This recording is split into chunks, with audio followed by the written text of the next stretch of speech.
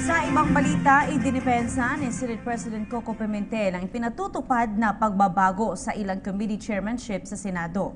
Ayon kay Pimentel, naapektuhan ang trabaho sa Senado dahil sa malabong linya sa pagitan ng mayorya at minorya. Ang detalye kunin natin mula sa aming kasama, si Ria Fernandez. Ria? Las Princess, mas makakamit ng Senado ang legislative agenda nito kung bibigyan din ng kung sino-sino ang mga miyembro ng mayorya at minorya. Ito ang tugon ni Senate President Coco Pimentel matapos ang nakagugulat na balasan sa Senado kahapon kung saan pinalitan sa kanilang pwesto at komiteng hinahawakan sina Liberal Party Senators Franklin Drilon, Risa Hontiveros, Bam Aquino at Francis Pangilinan at kalaunay lumipat ang mga ito sa minority bloc. Sa kanyang statement, blurring of the lines ang sinabing dahilan ni Pimentel kung kaya't nagpa siya ang karamihan ng mga senador na magsagawa ng reorganization.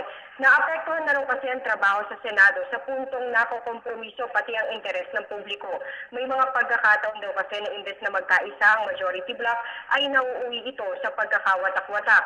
Liyunan tiniyak ni Pimentel na mananatiling independent at tapat sa tungkulin bilang last bastion of democracy ang Senado.